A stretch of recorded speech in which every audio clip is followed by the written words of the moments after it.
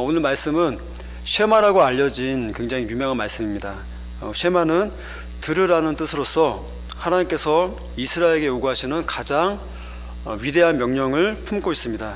그 명령은 무엇입니까? 4절과 5절입니다.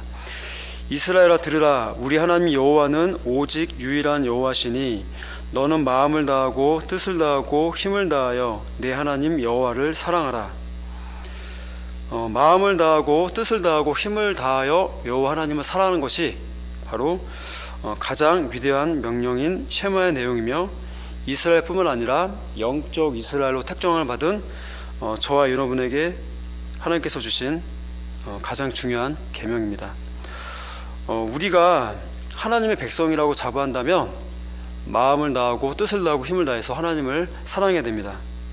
자, 그러면 어떻게 해야지 마음과 뜻과 힘을 다해서 하나님을 사랑할 수 있을까요? 첫 번째는 말씀을 마음에 새겨야 합니다. 6절에 오늘 내가 네게 명하는 이 말씀을 너는 마음에 새기고 라고 말씀하셨습니다. 사람의 마음은 그 사람의 됨됨이가 시작되는 곳입니다. 마음에 무엇이 머물러 있는가에 따라서 그 사람의 인격이 만들어집니다. 그래서 예수님은 누가복음 6장 45절에 선한 사람은 마음에 쌓은 선에서 선을 내고 악한 자는 그 쌓은 악에서 악을 낸다고 말씀하셨습니다. 따라서 말씀이 마음에 머무르게 함으로써 그 말씀이 우리의 감정과 의지와 생각을 주장하게 하는 것은 매우 중요합니다. 그래서 말씀을 이 마음에 새기기 위해서는요, 먼저 말씀을 잘 들어야 됩니다. 말씀은 듣는 예배에 규칙적으로 꾸준히 참석해야 되고요, 매일 시간을 정해서 집중해서 말씀을 읽고 묵상해야 됩니다. 신실한 신앙인들은요, 예로부터 말씀을 수시로 묵상했어요. 수시로 말씀을 읊조렸습니다. 시편 119편에 이렇게 말씀합니다. 내가 주의 법도들을 작은 소리로 읊조리며 주의 길들에 주의하며 주의 율례들을 즐거워하며 주의 말씀을 잊지 아니하겠다. 이렇게 시편 기자가 고백을 합니다. 주의 법도를 작은 소리로 읊조렸다고 이야기해요. 자, 이것은 삶을 영위하는 가운데 수시로 말씀을 되뇌임으로써 그 말씀을 내가 지켜서 살겠다는 의지를 표현하는 그런 표현이에요. 자, 말씀을 수시로 읊조리는데 작은 소리로 읊조렸다고 이야기해요. 우리가 직장 생활을 하면서 그리고 사람을 만나면서 우리가 큰 소리로 막 말씀을 이렇게 이야기할 수 있겠어요? 그러면 우리를 이상한 사람 보겠죠. 그리고 오히려 하나님의 영광을 가릴 수가 있어요. 그렇죠? 그런데 이 시편 기자는 작은 소리로 말씀을 읊조렸다고 이야기해요. 그것은 내가 일을 하면서 또 누군가를 만나서 또 어떤 일을 내가 맞이하면서 그 순간에도 우리가 입술을 작게 입술을 열어서 주의 말씀을 우리가 선포할 수 있고 읊조릴 수 있고 의지할 수 있다는 거예요. 마음으로 또 작은 입을 벌려서 뭐예요? 하루 종일 내 삶 가운데서 주의 말씀을 내가 의지하겠다는 것입니다. 이 표현은. 자, 그리고 말씀을 읊조렸다는 건요, 그 말씀을 되뇌면서 내가 또한 암송한다는 그런 뜻도 들어있어요. 그래서 가능하시면 여러분들이 많은 말씀들을 암송하려고 한번 애를 써보십시오. 그 암송이 좋은 거는요, 내가 그 말씀을 수시로 보고 암송하면 자연적으로 암송될 뿐만 아니라 내가 어떤 상황에 처했을 때 그 상황에 맞는 그 말씀, 내가 암송했던 말씀들이 바로바로 떠올라요. 성령께서 다 생각나게 하시고 기억나게 하셔서 그 말씀을 내가 다시 한번 선포하면, 그 말씀을 의지해서 내가 기도하면 굉장히 힘을 얻어요. 두려움들이 사라진 것을 경험할 수 있습니다. 그래서 가능하면 말씀을 많이 암송하여 암송함으로써 그 말씀이 여러분의 마음과 생각을 주장하게 하여 주십시오. 그리고 또 가장 효과적인 방법, 하나님의 말씀이 우리의 심정에 새겨지는 가장 효과적인 방법은 우리가 그 말씀을 실천하는 거예요. 내가 한 번, 두 번 실천한 말씀은 우리의 마음에 깊이 각인이 됩니다. 그리고 말씀을 실천하기 위해서 또 하나의 팁을 드린다면 무엇보다 성령님의 도우심을 구해야 돼요.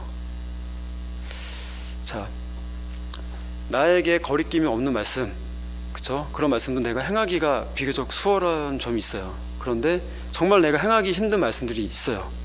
그럴 때는 어떻게 합니까? 이 말씀은 나는 할 수 없습니다. 지금 상태로서는 도무지 순종할 수 없습니다. 그렇게 하고 넘어가실 거예요? 안 되잖아요. 그렇죠? 성령께서 계속해서 우리의 마음을 불편하게 할 겁니다. 그 말씀이 부딪힌 상황 가운데서도 우리의 마음을 굉장히 불편하게 만들 거예요. 성령께서. 그랬더니 어떻게 됩니까? 이 말씀 도무지 지금 안 됩니다라고 포기하고 지나치는 것은 성령이 거하신 성도의 바른 태도가 아니에요. 하나님, 저는 이 말씀을 순종할 수 있는 그런 감정과 마음이 되지 않습니다. 그렇지만 제가 성령님을 의지해서 제가 이 말씀 행하기를 원합니다. 그렇게 기도하라는 겁니다. 우리 마음이 열릴 때까지, 우리가 우리의 마음이 열려져서 정말 자원해서 그 마음에 순종함에 이르기까지 그렇게 기도하라는 겁니다. 말씀 행하게 해달라고 기도하세요. 자, 그렇게 함으로써 마음을 다하고 뜻을 다하고 힘을 다해서 하나님을 사랑하게 되는 거예요. 그래서 첫 번째는 이렇게 하나님을 사랑하기 위해서는 말씀을 마음에 새겨야 됩니다. 그리고 두 번째는 자녀들에게 부지런히 말씀을 가르치라고 성경은 말하고 있어요. 하나님께서는요, 모세에게 말씀을 가르치라고 명령하셨어요. 자, 특히 자녀에게 말씀을 가르치되 우리는 부지런히 가르쳐야 됩니다. 항상 가르치고요, 기회가 있을 때마다 가르치고, 기회가 없으면 기회를 만들어서라도 자녀를 가르쳐야 돼요. 자, 요즘 대부분의 가정은요, 먹기 살기 굉장히 힘들어졌다고 해요. 그죠? 모르겠어요. 과거에가 더 힘들었던 것 같은데, 제가 듣기로도 그렇고 제가 어린 시절을 돌아봐도 그렇고 오히려 옛날 때가 더 먹고 살기가 힘들었던 것 같아요. 우리 지금은 먹고 사는 거는 그래도 걱정은 안 한 것 같아요.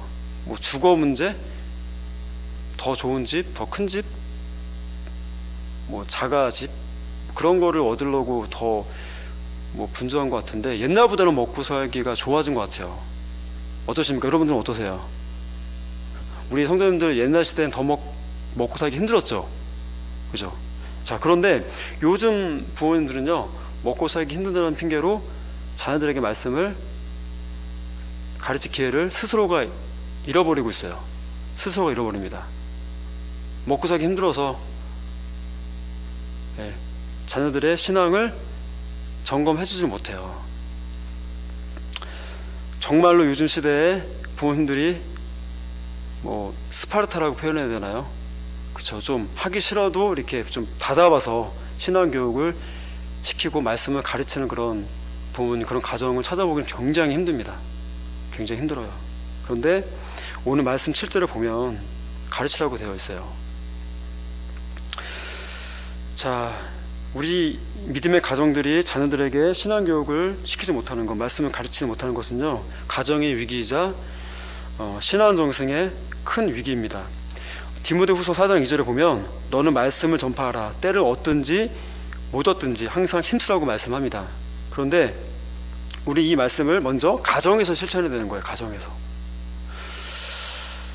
자녀에게 말씀을 가르치고 말씀대로 사는 신앙을 유산으로 물려줘야 합니다.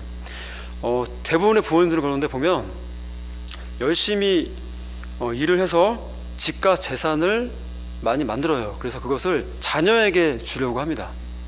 왜요? 먹고 살기 각박한 이 세상에서 내 자녀가 조금 덜 고생하고 좀 더 잘 살도록 하기 위해서. 그래서 열심히 일을 해요. 재산을 물려주려고, 집을 물려주려고 합니다. 그러나 진정으로 자녀들을 생각한다면 우리는 말씀을 유산을 남겨줌으로써 자녀들이 힘써 하나님을 사랑하고 섬길 수 있도록 도와줘야 합니다.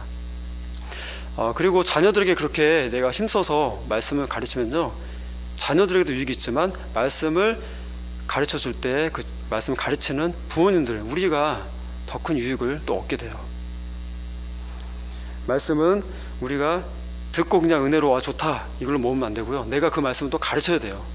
누군가에게 가르쳐야 됩니다. 그런데 가장 먼저는 우리의 자녀라는 거예요. 자녀에게도 말씀을 가르치지 않은 사람이 어떻게 이웃들에게 내가 복음을 전하고 말씀을 가르칠 수 있겠어요?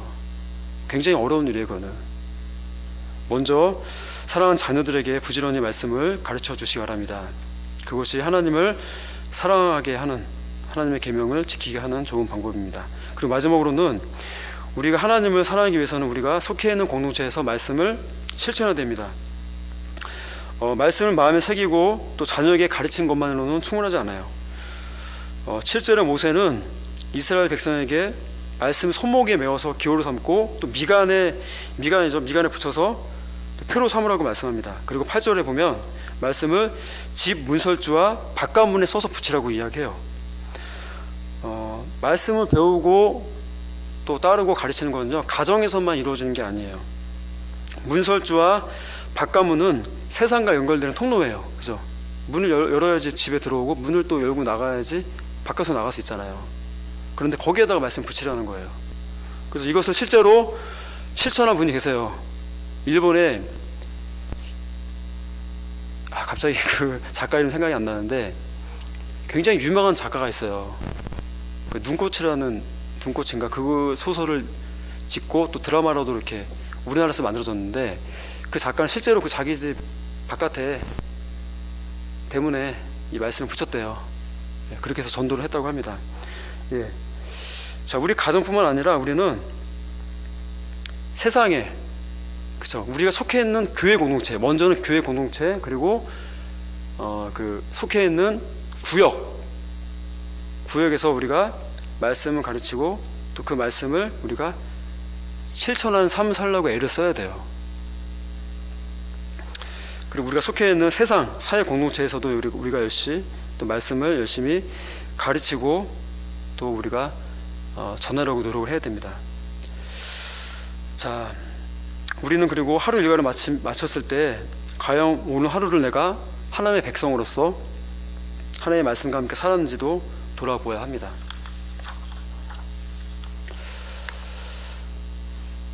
그리고 개인적으로 이제 그렇게 생각하는 분들이 많이 있어요. 나는 아직 내가 하나님의 자녀라는 것을 드러내기에는, 또 내가 말씀을 또 전하기에는, 전도하기에는 너무나 부족해. 내 모습이 너무나 부족하기 때문에 내가 하나님의 말씀을 전하면 사람들에게 무시당하고 오히려 하나님의 영광을 가리게 될 거야. 그런 분들이 있어요. 그런데 그런 분들은 평생 가도 하나님의 말씀을 전할 기회를 잃어버리게 돼요. 찾지 못합니다. 자, 그런 연약함이 있다면 그때 담대하게 말씀을 전하세요.